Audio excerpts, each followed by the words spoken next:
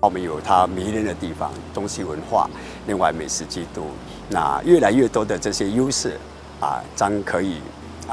就是说吸引不光只是内地的也有包括外国的一个游客，尤其是东南的游客今年的增长比较明显。